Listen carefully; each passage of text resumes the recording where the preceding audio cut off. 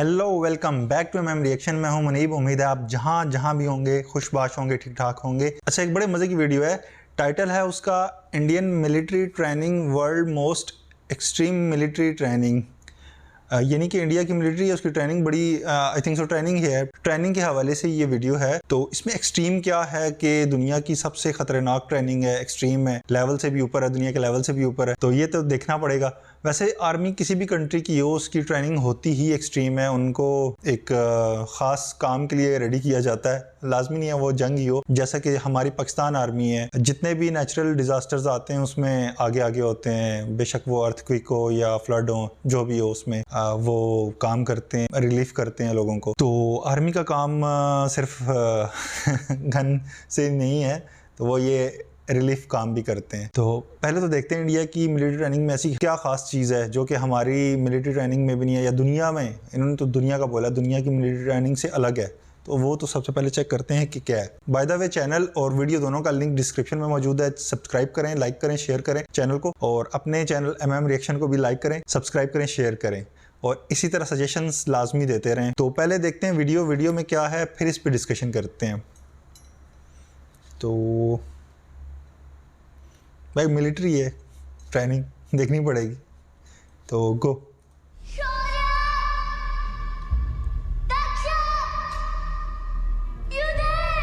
पानी की तरह बहता पसीना, बदन का हर पुर्जा रुक जाने को तैयार, और आंखों के आगे सिर्फ अंधेरा।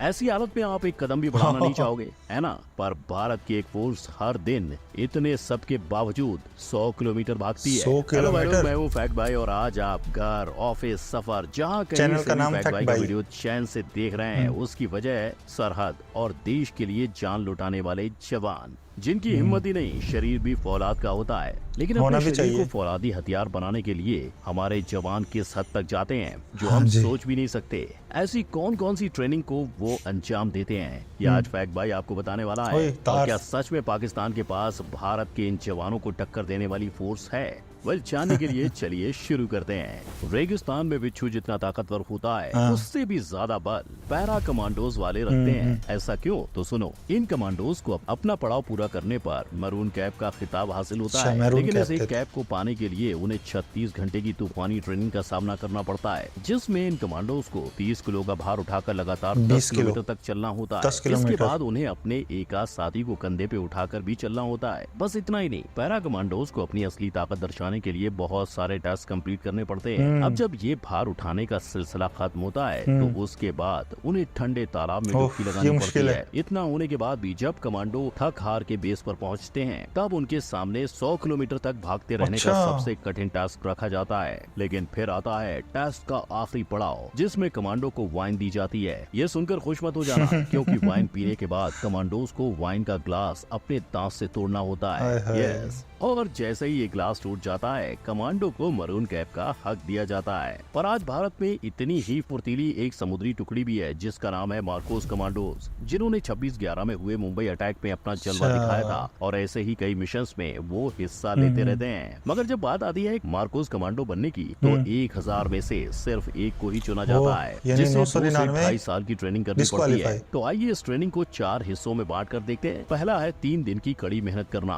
और अपने भुजबल को दिखाना। दूसरा है 5 हफ्तों का हेल वीक। कहा जाता है कि मिलिट्री में ये सबसे खतरनाक होता है, और मार्कोस ट्रेनिंग में यहाँ गंदे कीचड़ में रेंगना, थके हुए शरीर के साथ टारगेट प्रैक्टिस करना, और हर किस्म का भार उठाने जैसी एक्सरसाइज होती है। और जब एक कमांडो इसे पार करता है, तो उसे 3 पड़ाव पार करने के लिए आसमान में ले जाया जाता है, और वहाँ उसकी हवाई प्रैक्टिस शुरू होती है। इसमें उसे सिर्फ 8 सेकंड में अपना पैराशूट खोलना है। लेकिन जब एक जवान प्रोबेशन पीरियड में आ जाता है, तो उसे फिर बाकी के सारे कोर्सेज पार करके चौथा पड़ाव पूरा करना होता है। इनके जैसे एक और ट्रेनिंग होती है यूएस नेवी सील की, यानी वो फोर्स जिसने ओसामा बिन लादेन को मौत के घाट उतारा। पर इस फोर्स में भर्ती होना बच्चों का खेल नहीं। अगर कोई यूएस सिटीजन नेवी सील बनना चाहे, तो ट्रेनिंग से पहले आती है 2 शर्तें। पहली, उम्र 28 या उससे कम होना, और दूसरी, तेज नजरें। ये पूरी हुई तो शुरू होगी नेवी सील की 2 महीने की प्री ट्रेनिंग, और 2 महीने की ट्रेनिंग पास की तो शुरू होगी असली नेवी सील ट्रेनिंग,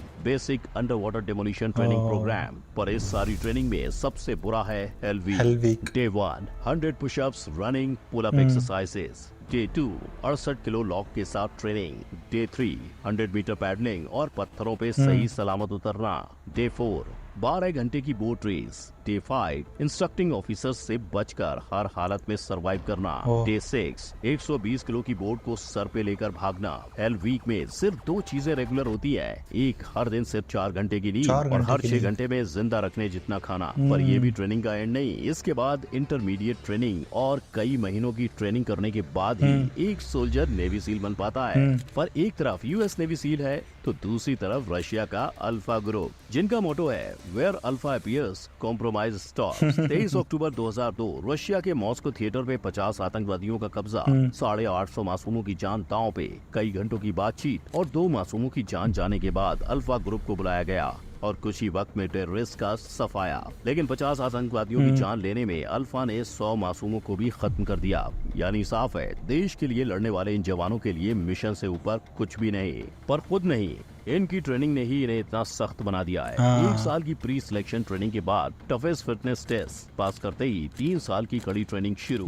बाकी सारे स्किल सीखने के साथ सोल्जर्स 4 लैंग्वेजेस, कंप्यूटर हैकिंग, शिकार और डर सहना सीखते हैं, जिसके लिए वो खुद की सर्जरी तक कराते हैं। आज हर फोर्स का हिस्सा रहने वाले ये खतरनाक फोर्सेस 1974 में शुरू हुई थी, पर ये इतनी खुफिया थी कि खुद इस देश के लोगों को इसके बारे में ना के बराबर पता था। मगर भाई लोग, हम बात सबसे खतरनाक ट्रेनिंग की कर रहे हैं, तो गरुड़ कमांडोज को कैसे बुला सकते हैं? यहाँ कमांडो अपनी ट्रेनिंग के लिए 3 साल मेहनत करते हैं, जो पूरी इंडियन फोर्स की ट्रेनिंग का सबसे लंबा पीरियड है। और इस दौरान कम से कम 50% लोग इसे बीच में ही छोड़ देते हैं, और जो लोग बच जाते हैं उनके सामने 3 महीने की मानसिक और शारीरिक ट्रेनिंग रखी जाती है। और जब वो इसे पूरा करते हैं, तब गरुड़ कमांडोज को पैरामिलिट्री के साथ मिशन पर भेजा जाता है। यहाँ वो रियल लाइफ कंडीशंस का अनुभव देते हैं। इसके अलावा जब उनकी ट्रेनिंग नहीं होती है, तब वो वायु एयरफील्ड की सुरक्षा में लग जाते हैं। लेकिन फिर भी अगर आपको इंडियन एयरफोर्स के डेडिकेशन के बारे में जानना है, तो जानो योगेश यादव के बारे में। जब योगेश अपनी ट्रेनिंग पूरी कर रहे थे, तो तकनीकी खराबी के कारण उनका प्लेन क्रैश हो गया था और उन्हें कमर के नीचे पैरालिसिस का सामना करना पड़ा था। पर इसके बावजूद उन्होंने अपनी ट्रेनिंग जारी रखी और उसे पूरा भी किया। यानी सच में भारत के जवान कुछ भी कर गुजरने को तैयार हैं। और ऐसा ही डेडिकेशन स्पेशल प्रोटेक्शन ग्रुप भी दिखाते हैं, जहां वो दिन रात हमारे प्रधानमंत्री की रक्षा में खड़े होते हैं। मगर उनकी ट्रेनिंग शुरू होती है नेशनल सिक्योरिटी गार्ड से, जिनका परीक्षण 2 हिस्सों में बटा है। पहला है आर्मी से 3 साल की ट्रेनिंग लेना और दूसरा है 50 से 70,000 गोलियां चलाना। जी हाँ, इतनी गोलियां तो कोई साधारण जवान भी इस्तेमाल नहीं करता। मगर ट्रेनिंग के दौरान हर एनएससी कैंडिडेट को फार शूटिंग की प्रैक्टिस करनी पड़ती है, और शायद इसीलिए ऐसी घातक परिस्थितियों का सामना सिर्फ 20% लोग ही कर पाते हैं। लेकिन जहाँ परिस्थितियाँ इससे भी घातक होती है, वहाँ घातक प्लाटून और रॉ जैसी एजेंसी को याद किया जाता है। बोले तो इंडिया हर लड़ाई के लिए तैयार है, पर क्या ऐसा ही हाल पाकिस्तान के स्पेशल सर्विस ग्रुप SSG का भी है? सूरज की किरणें। ये नारे लगाते देख इन्हें शायद ही आप पाकिस्तान की डेडलीस्ट फोर्स कहो, पर लोग इनका मुकाबला इंडिया के मार्कूज और पैरा कमांडो से करते हैं। लेकिन उनके 100% में से सिर्फ 5% की ट्रेनिंग पूरी कर पाने का फैक्ट इतना सच्चा और झूठा है। वेल, एक SSG ऑफिसर बनने के लिए सबसे पहले चाहिए 2 साल का मिलिट्री एक्सपीरियंस, और अगर आपके पास ये है, तभी आप 9 महीने का SSG कोर्स ज्वाइन कर सकते हो, जहाँ hand to hand combat, physical fitness और मेंटल एटीट्यूड ट्रेनिंग होगी, जिससे वो आगे जाकर special operations, counter terrorism, unconventional warfare को अंजाम दे सके। हालांकि ट्रेनिंग की डिटेल में बात करें तो इनके दिन की शुरुआत सुबह 5 बजे उठकर PT से शुरू होती है, जिसके बाद 6 से 7 kilometre running, lock training, boat lifting जैसी एक्सरसाइज के बाद ये समंदर में 20 किलोमीटर स्विमिंग ट्रेनिंग करते हैं। और ट्रेनिंग में फलों के अलावा मछली, केकड़ा, मुर्गी, इन्हें जो खाने को मिले वो खाकर ये सर्वाइव करते हैं। इसके अलावा ट्रेनिंग के दौरान वो कई स्पेशलाइज्ड ट्रेनिंग पूरी करते हैं। अब ऐसी मुश्किल ट्रेनिंग के बाद इनकी ताकत का अंदाजा तो आपको हो गया होगा, पर जितनी सच्ची इनकी पावर है, उतना ही सच ये बात भी है कि आज तक जब भी इनका और इंडिया के फोर्स का सामना हुआ है, इनकी हारी हुई है। तो फैक्ट भाई ने आपको इंडिया ही नहीं, US से लेकर रशिया और पाकिस्तान तक के डेडलीस्ट मिलिट्री फोर्सेस की क्रेजीएस्ट मिलिट्री ट्रेनिंग एक्सरसाइजेस के बारे में बता दिया। और अब बारी आपकी है फैक्ट भाई को ये बताने की कि इन सारे फोर्सेस में से आपको मौका मिलने पे देश की सेवा के लिए आप कौन से फोर्स में भर्ती होना चाहोगे? आपका जवाब मुझे कमेंट सेक्शन में बताएं। वीडियो पसंद आया हो तो लाइक करें, शेयर करें और सब्सक्राइब करें। जिन्होंने एक्सेप्ट कर लिया। ज़बरदस्त वीडियो, ज़बरदस्त है। अच्छा, एक तो बात पहले मैं क्लियर कर दूं कि ये आर्मी किसी भी कंट्री की हो, टफ ही होती है, जैसे उन्होंने कंपैरिजन किया है बीच में, ठीक है। तो किसी की भी ट्रेनिंग आसान नहीं है। हाँ, इंडिया ने कहा कि वो सारी बोट लिफ्टिंग करते हैं, उसके बाद वॉक करते हैं, वज़न उठा के चलते हैं 20 किलोमीटर, उसके बाद फिर 100 किलोमीटर की वॉक होती है। पाकिस्तान का फिर उन्होंने SSG का बताया कि वो 20 किलोमीटर की स्विमिंग करते हैं, फिर जो भी एक्सरसाइजेज हैं, बोर्ड लिफ्टिंग वगैरह, पुशअप, चिन अप्स वगैरह। तो ये एक्सरसाइजेज थोड़ा सा डिफरेंस हो सकता है, लेकिन स्टेमिना वाइज जो है वो तकरीबन अगर कैलकुलेट करें तो वो सेम ही बनती है एक्सरसाइजेज। तो बाकी इन्होंने कहा कि जब भी हमारा उनका युद्ध हुआ, उनकी आर्मी जीती, इस बहस में ना ही पड़े बेहतर है, क्योंकि ये काफ़ी सारी इसमें फिर पॉलिटिकल चीज़ें आ जाती हैं। खैर, वो कुछ चीज़ें ऐसी होती हैं जो हमारे पहुंच से बाहर होती हैं, हमने किताबों में पढ़ी हुई होती हैं, लेकिन हकीकत कुछ और ही होती है। आपने भी पढ़ी होंगी, उसकी हकीकत कुछ और होगी। वो बात आ जाती है कि सारी चीज़ें नई आवाम को पता होती हैं, हमें भी नहीं पता होती हैं, आपको भी नहीं पता होती, तो इस बहस में पढ़ने की ज़रूरत ही नहीं है। मैं तो कहता हूँ आगे फ्यूचर में अल्लाह ना करे कभी इस तरह का मामला हो कि दोनों आर्मीज़ आमने सामने हो। पता नहीं क्या मामला है कि हम पुरानी बातों को लेके अभी तक वही रिवाइज़ कर रहे हैं। आगे जाना चाहिए छोड़ के इन चीज़ों को, टू बी वेरी ऑनेस्ट। आपकी आर्मी को भी आपकी आवाम को सोचना चाहिए, हमारी आर्मी को भी हमारी आवाम को सोचना चाहिए। बाकी इन्होंने ट्रेनिंग बताई, ट्रेनिंग तो रियली टफ, हम तो सोच भी नहीं सकते ना, क्योंकि हम तो एक नॉर्मल पर्सन है, नॉर्मल आदमी है। लेकिन उनके लिए जो आर्मी एक ट्रेनिंग में होता है, उसके लिए शुरू में टफ होती है, बाद में उनकी रूटीन बन जाती है, क्योंकि वो आम पर्सन नहीं रहता। वो जैसे बता रहे थे स्पेशल पर्सन होते हैं, 1000 में से एक बंदा सेलेक्ट होता है, लेकिन वो 1000 दूसरे जो 999 होते हैं वो भी कोई आम बंदे नहीं होते, वो भी सोल्जर्स ही होते हैं। ये भी है। उनके मुकाबले में फिर आपके कमांडोज, ज़ाहिर बात है वो अपग्रेडेड होते हैं ट्रेनिंग वाइज और हर मतलब कि फ़िज़िकल फिटनेस वाइज, लेकिन आम बंदे दोनों नहीं होते। दोनों का आपस में कंपैरिजन ज़ाहिर बात नहीं है, लेकिन हमसे तो कंपैरिजन है ही नहीं है ना। हम तो बिल्कुल किसी खाते में नहीं आते। हम जिम चले गए, थोड़ा वजन उठाया, वापस आ गए, वॉक कर ली, बस। लेकिन उनकी देखें 4 घंटे की नींद और क्या बता रहे थे, इतना खाना जितना वो ज़िंदा रह सकें। भाई उतना खाना तो हम चलते फिरते खा लेते होंगे जितना वो ज़िंदा रहने के लिए पूरे दिन खाते हैं। ट्रेनिंग तो है, नो डाउट, इसमें कोई शक नहीं है। तो सबकी ट्रेनिंग ऐसी होती होगी है। पाकिस्तान की ट्रेनिंग तो हमने काफ़ी देखी है SSG कमांडोज़ की। बाकी इन्होंने बताया कि वो रशिया में वो हुआ सिनेमा में और उन्होंने बचाया। इसी तरह हमारा भी एक वाक़या हुआ था जिसमें जनरल परवेज़ मुशर्रफ जो थे, हमारे एक्स आर्मी चीफ थे, उन्होंने भी एक ऑपरेशन किया था, उसमें भी उन्होंने पार्टिसिपेट किया था। हमारी SSG ने पार्टिसिपेट किया था और वो इलाका पूरा क्लियर कराया था। बेसिकली वो कुछ टेररिस्ट आ गए थे मदीना में और अंदर चले गए थे, उन्होंने कुछ लोगों को यरगमाल बना लिया, फिर हमारी SSG वहाँ पर की, उसने ऑपरेशन किया और बाखैरियत सबको, किसी को कोई नुकसान नहीं पहुंचा, इन्होंने बचा लिया था लोगों को और एरिया क्लियर किया था। कहने का मतलब ये है कि मैं कंपैरिजन नहीं कर रहा, कहने का मतलब ये है कि ये लोग ट्रेनिंग ही इनकी इसीलिए होती है, तो ये काम कर सकते हैं, इंडिया के हो, USA के हो, जिसके भी हो। आजकल तो खैर बिल्कुल जिसे कहते हैं ना, जंग का वो तरीका ही चेंज हो गया।